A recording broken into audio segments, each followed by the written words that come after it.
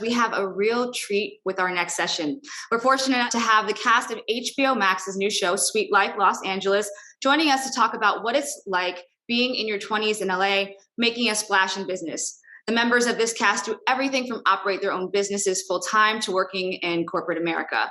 And their show just launched last week on HBO Max, so be sure to check it out.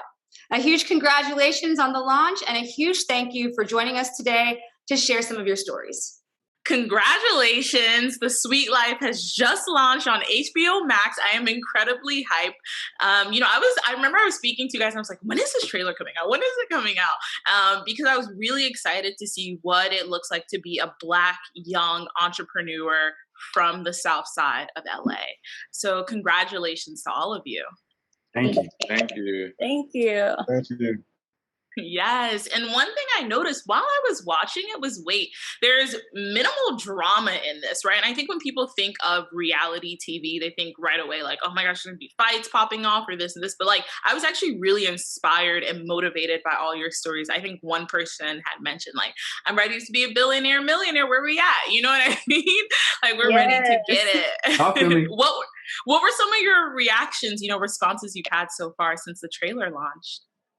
That people are just ready for it, they're ready to see us doing our thing, just super excited, as am I.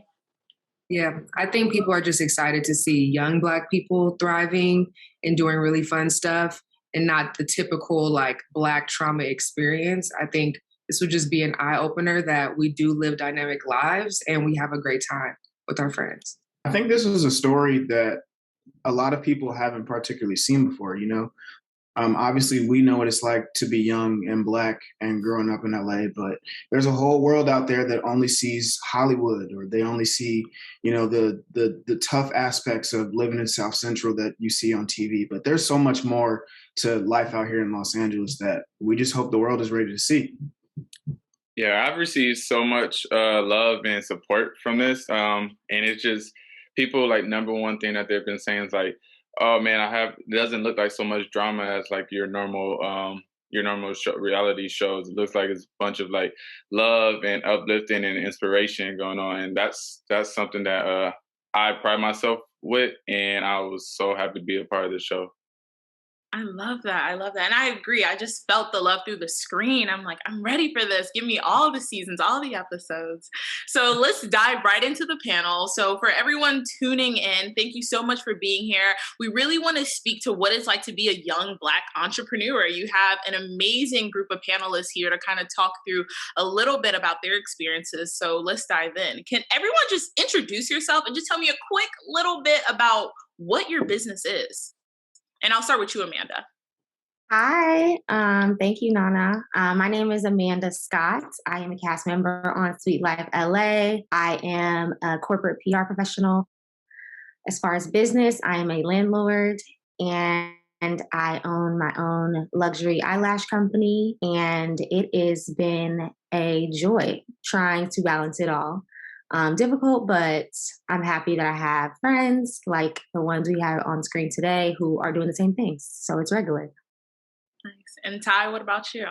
Yeah, hi, I'm Tylynn. I'm a project manager at an ad agency by day, and then I'm an agency owner by day and night.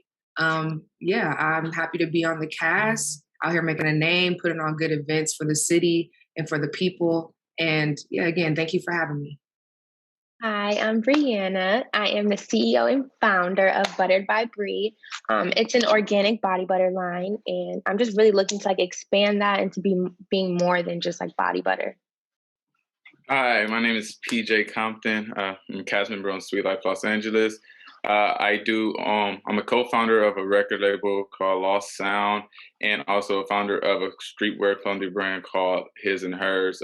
With both of those, I just want to highlight just freedom and finding yourself, and highlighting equality just through my creative scope. Jerrold? Hey, my name is Jerrold Smith. I'm born and raised in LA, so happy to be on the cast of Sweet Life Los Angeles. And my business is me. My business is myself. I use myself as a vehicle, having had so much experience, whether it be in the corporate sector as a marketing specialist for Westbrook Inc. and the Smith family, or my experience as an athlete, to kind of tell stories promote brands, be an ambassador for, just living life the way that you want to live it. Jordan?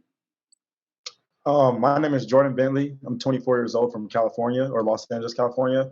I own a brand called Hypeland. We are like the best streetwear brand in the nation right now, fastest growing. We mix anime with streetwear, promote positivity and being yourself, and curate in-person experiences. It's your new favorite brand. Oh, and the little kitten. Cheryl. Lord Jesus. You're good. So sorry. Is it my turn? Yes. Okay. My name is Cheryl Des Vignes. I have my own brand called Des Vignes. I make and handmade clothing myself for women. I promote body positivity and sustainable fashion, and I'm just out here trying to build my brand. Awesome. I love this because I see a lot of range here. And I think that's going to be really important for those listening, because we have people who are incredibly seasoned, right, and have super successful companies. And some of you are just starting off with your companies or working a 9-to-5 and running your company too as well. So let's really get into that right now. What's one thing that you were not prepared for at all when you launched your business? All the expenses, like website, packaging, like materials, just marketing, like the whole nine. Like, and I'm all fully funded by myself. Like, I'm great at saving, so fully funded by me, nobody else. So that was like the hardest part. Like, dang, like I got to pay for all of these different fees and whatnot. So definitely probably wasn't expected of that. Right. Yeah, I'll piggyback on what Cheryl said. Is the expenses definitely just having the capital to stay, above water, and the means to stay above water. So that learning the business side of it, like I consider myself a creative, and that side isn't so hard to me. But just it's two sides to it, and learning the business side definitely could get kind of overwhelming, especially when you start hearing terms and seeing numbers, and you're like, "Yo, wait a second." But also just really myself. I was in my own way a lot. And so I just have to like overcome a lot of like just self-doubt and stuff, and just, put myself out there. I would say for me, engagement, since I throw events, if people don't come to my events, I don't make no money. Right. And then on top of that, when I'm not throwing events, how do I maintain a digital presence that keeps people wanting to tap in and come to my events and look towards the next one? And so, again, I'm doing this all alone. I finally brought on some friends who are helping me out. But before then, I was doing all of my design, like all of my social. And that was really challenging to do on top of throwing in events. And like Cheryl said, being self-funded, it was just like, dang, I'm doing a lot while working a job during the day. So I wasn't prepared to not make any money at first. Working in entertainment and being a marketing specialist and working on campaigns with influencers and actors and projects that have big budgets to throw at these people to create content and do things. When I started creating my own content and becoming an ambassador for brands, a lot of the brands would reach out to me and say, "Hey, we'll send you these products just for an Instagram post." And, me just starting out, that's fine. I love free stuff. But eventually it has to, it has to translate into me making some money for the content that I'm putting out, because these companies are making money off of the content that I'm giving them. What all of you are saying isn't anything new, right? I think when it comes to Black entrepreneurs, Black small business owners, there's a commonality between everyone saying, where do I get money from to fund my business, right? Like, I don't have this parent that's just feeding me money, right? For a lot of us, that's a struggle. We don't have that. So I think the question is then, like, how do you fund your business? How are you guys going about funding your business? I think someone had mentioned working a 9-to-5 and using that money and being self-funded. What are some other ways that you can, fund a business or get investment for your company? I'll say for me, in launching, I recently launched an eyelash line, and it's a partnership. So I went into business with someone, and that helped for a variety of things. But one of just like the most prominent ones is the funding, right? So like things that need money, all the sunk costs that require money up front, money on the back end, those are things that we're able to split, which help a lot because I have a lot of other things going on, the show, the house. So partnership has been really helpful for me as far as funding. and really finding someone that's like aligned and on the same page as you. Of course, there's avenues, right? Like with the bank, you can get like lines of credit and things like that. But for me, right now, I'm just like self-funded and we're just in the trenches with it. I think a lot of what I do is experience funded. And that goes back to, my 9-to-5 job, working with creators and entertainers. Obviously the money that I get from that job, I put into, materials to make content, equipment, stuff like that. But a lot of it is experience funded in the sense that these are things that I'm doing with creators much bigger than me. And I like to think of myself as a sponge and being somebody who can learn a lot from, seeing other people do the things that I want to do. And using the experiences that I have creating content with those people for much bigger brands to create the content for myself.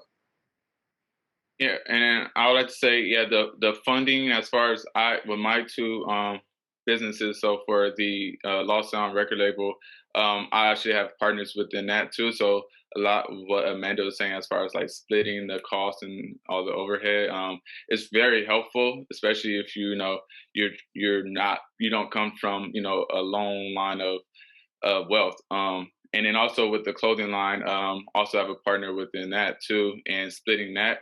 But just pretty much, I also take it upon myself to try to network really well, and create and build relationships with people who not only I could benefit from, but they could also benefit from me. And we kind of work that way and kind of come up with like agreements on different things to where it's both beneficial for both parties. For me, being in events, I think my biggest thing is like brand partnerships. So when we go into the planning and strategy part of our events, we identify different brands and partners that would make sense and then go to them with kind of like a sponsorship package deal, So if they're giving their money to us, what are they getting in return? And as of recent, that's been super, super helpful. So making sure you have a strong pitch deck, making sure that you are very clear with your objectives. And again, like I said, how your partners fit into the whole scheme of things. What does it look post-event? All of that is really important for partners to see what you're doing full circle, and they'll throw the bag at you if it makes sense. So yes, we want the bag thrown at us too. So I think the most important part to that was, one, networking is key, mentorship, but also being prepared. You can't raise money for a company if you don't have a media kit, right? If you don't know what your business goals are, short-term, long-term, it's going to be hard for people to want to invest in your business. But also, if you're struggling to find money as well, find a partner. A business partner can help leverage some of those funds that you're looking for. So really, really helpful advice from you guys. Also, you guys all know this because you have social media. One of the biggest tools to, growing a business is social media marketing. But the issue is that the market on social media is constantly changing. 1 minute it's Instagram, 1 minute it's TikTok, YouTube. Do any of you have a social media strategy behind your business? And if so, what does it look like? For me personally, in Buttered by Bree, I brought my best friend Amber on, and she's really taken charge of our social media content. We have a TikTok and an Instagram. And just for me, it was important to show the product on skin, because when I was looking at a lot of other body butter brands, they were showing just the product in the container. And I just thought that it was important to show what it actually looks like on skin. And then when we do post photos, we're not editing these pictures. They're raw, they're unfiltered, just so you can see the true essence of the product. So I just thought that was really important. And also on our page, I just think it's really important to have inclusive body types and shades of people. I think that that's really important. I love that. I want to hop in there because I think one thing when it comes to marketing that brands have done well, specifically Bree in the beauty space, is being more inclusive. And, even if you have a product and you feel like it's for a certain audience, you don't know who's watching, who's looking at it. I think it's really important to make sure you're seeing a shade, right? A range of skin tones. You're seeing different body types, all of that. Even ages, I think, is really important. Mm-hmm. Yeah, I completely agree. Anyone else have a really good social media strategy? Someone that has a lot of followers, has grown really quickly on Instagram. What's the tea? What's the secret? We want to know. For me, I don't really have a strategy. but I kind of keep like a general rule of thumb to only share content or post content that's shareable. I feel like because you have so much content on social media, you have to think like, what can you do to stand out and give people a reason to share your brand and your content? So that's like a big thing for us. And then aside from that, really just keeping authentic storytelling at the core and base of why you post stuff. You know, people are so smart nowadays with the access to social media, and they want to buy from people and brands with an authentic story that they can relate to. So really relaying and staying consistent with that story in every single thing you post, whether it be story content, Instagram content, even if you're not selling something, making sure that it's always shareable and always, you know, relaying that same message, because people will eventually catch on if it's the first or the 50th post, you know. And I would say, just to add to Jordan's point about shareable content. So the collection is an eyelash company, right? But our tagline is luxury lifestyle lashes. So a lot of the content that is on our page is lash related, yes. But there's also lots of aesthetic pictures, right, for luxury. There's a lot of like lifestyle pics. There's quotes. We've seen a lot of traction just as far as growing our follower base based on things outside of lashes, whether it be, you know, wake up and have self-care, or, you know, posting about this new like luxury hotel. Like, it's building a brand outside of what the actual product is. And so that's been really helpful for us. And it's helped us like figure out who our customer base is too, like who are the people that are tapping into the full vision of the brand. Yeah, and I like to step in too, with speaking from the music side and artist management. So for my artist group, Tyler, it's important for us to like kind of be divergent thinkers and, you know, step out and stand out, because don't quote me on the numbers, but there's probably like maybe 40,000 songs uploaded a day to Spotify. So how do you like stand out amongst that crowd, you know? And in those 40,000, you have Drake, Cardi B. So it's like, what do you do that's different? Do you release on a different day? Because the industry day of release typically is on Friday. So do you release on a Tuesday so that you're not competing with everyone? And just be intentional with all your moves and committing to it, like being 100 to what you're trying to like give off to people. I think a big part of it as well is understanding your audience. You know, finding a niche for yourself on social media, because like Jordan said, there's a million accounts, a million things being posted, and yeah, you want to maintain authenticity, but you got to understand why people are following you and what they're following you to see. Yeah, I agree with Jerrold. I was going to say something along those lines also too. I feel like a lot of the time people think that having 1 million followers is cool, but most of the time from like a brand back end standpoint, I can say for myself, I'd rather work with an influencer who has super high engagement and knows their 50,000 followers, rather than a brand that has, you know, 100,000 that has nobody engaging, because they're doing so many different things. I think when you consistently pick one lane or niche and you really flourish within that or hyper focus, you really begin to grow at like a fast pace. I mean, Virgil said that to me like years ago, so I feel like that's always like stuck with me. Name drop. I love that, Virgil. But no, I agree. There were so many important things here. I think one, knowing your niche, right? You can't speak to an audience if you don't know your audience, right?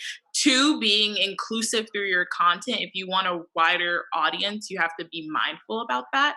And then three, I would definitely say, I think someone else say, just being authentic, right? Like sharing a true story. So I think a lot of people can see through, you know, what's fake on social media, what's real, and relatability is important. So just be your true, authentic self. Next question I have for you guys is, what's the biggest move you've made to get you to where you are in your career right now? Being on this show.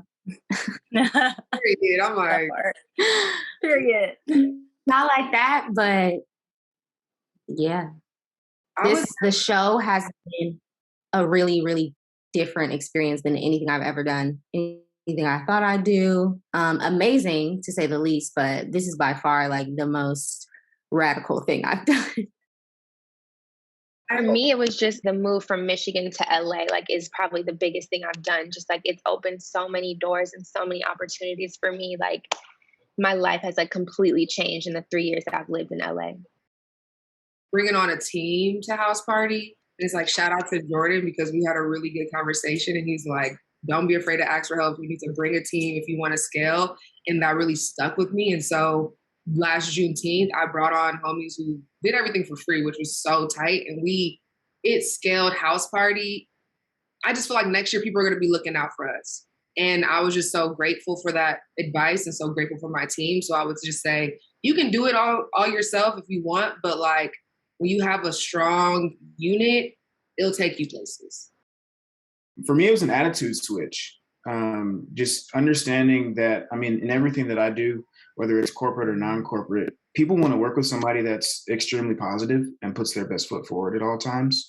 And, you know, understanding that there's a time and a place, you know, to have certain conversations, understanding that people are going to want to work with you based upon who you are and the type of effort and attitude that you put into the work that you do. And when I realized that, you know, I really saw a lot of doors and opportunities open up because a lot of people just wanted to work with me because I was, you know, being a good person. I'm actually going to point you out, Cheryl, for the next question. So I would love to hear from you. You know, all of you guys, of course, have very busy lives, especially with the show running. But how do you choose to prioritize personal growth and self-care? That's so important when it comes to being a small business owner or building your brand. Yeah. I feel like that's a hard one because, yeah, I definitely am still the designer at a large company. I run my own company and then filming the show, like, it's a lot to keep, you know, like friendships going, like my own self-care and like working out or skincare or whatever. So I don't know, just like having a schedule for me is very important and making sure like I find little pockets of time to like, you know, cater to myself and my self-care. I love that. Okay.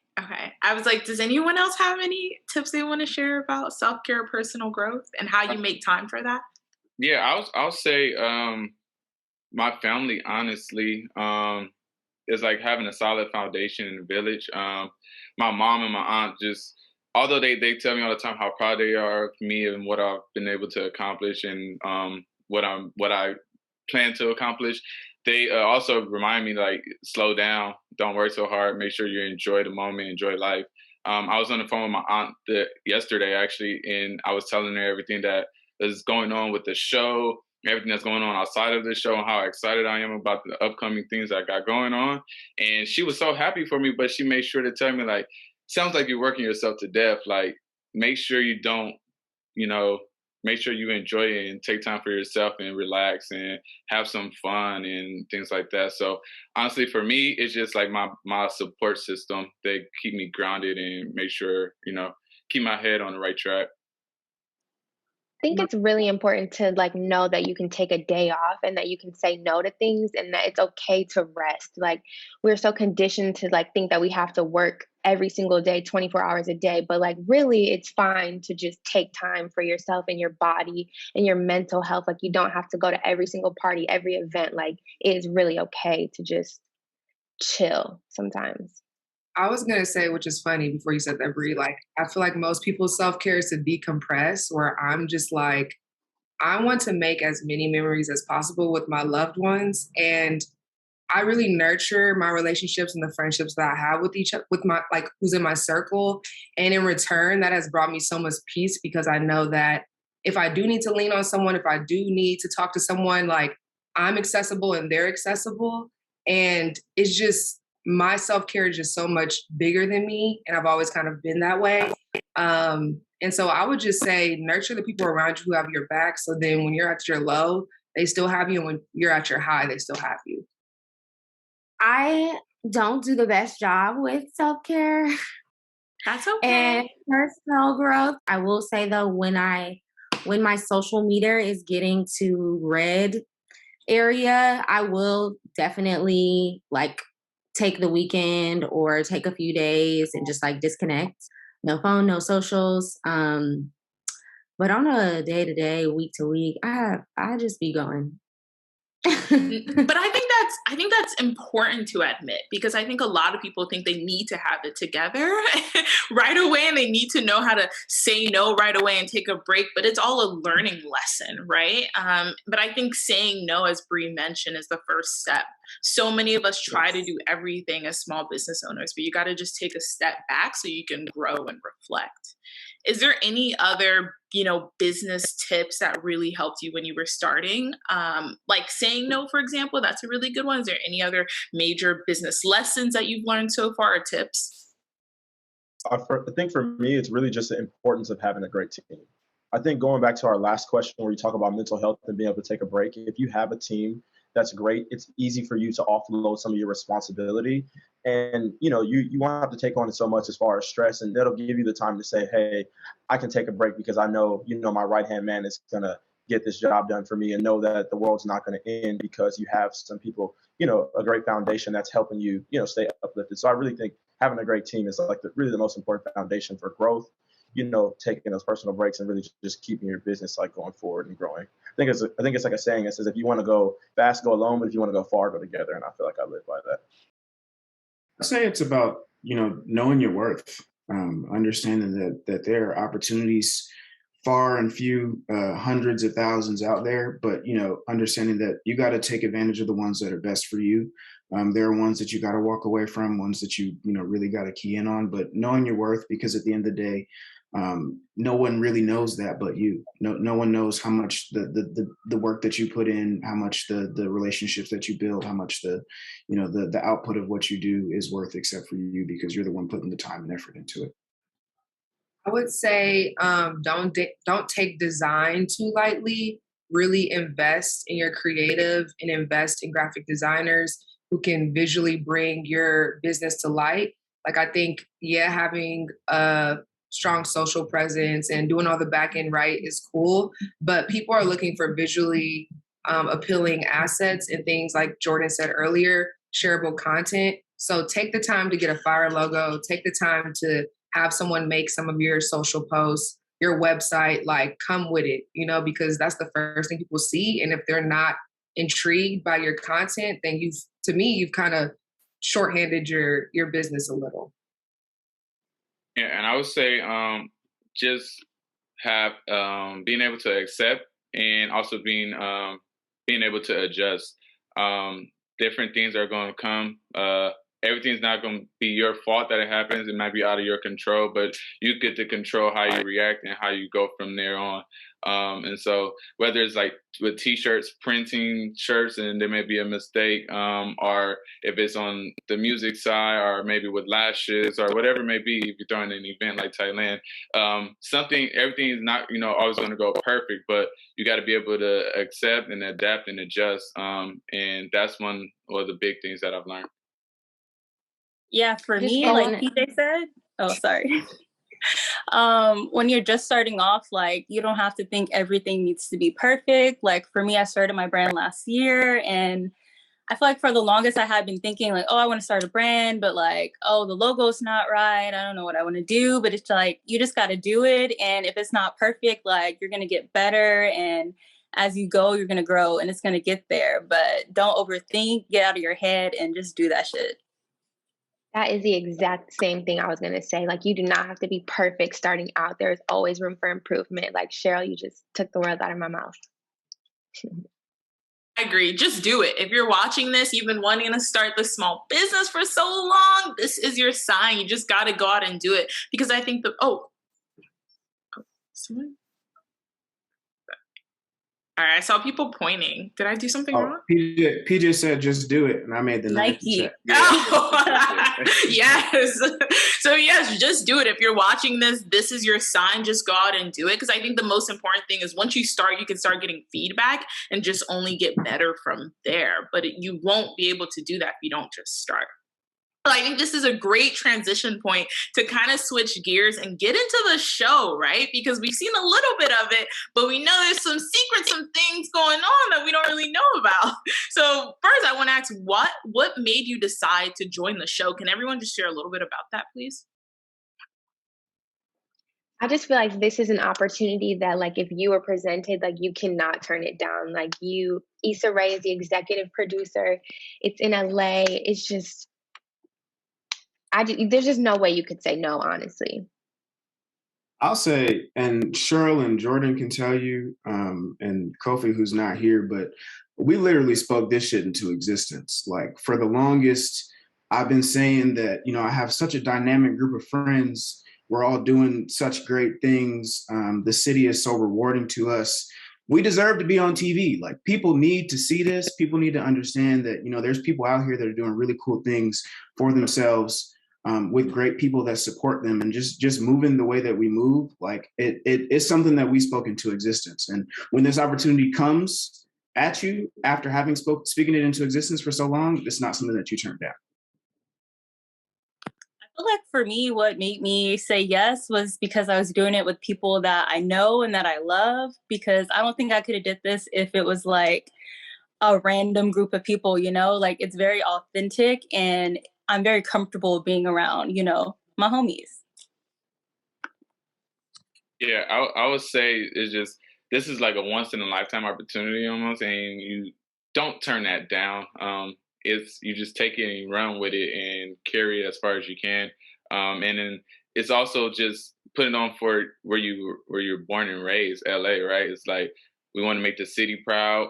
The overall message of the show, promoting this young Black success, is something that who wouldn't want to be associated with it. And so when the opportunity came to me and I heard about it and my close friends are a part of it, it's like, it was a no-brainer.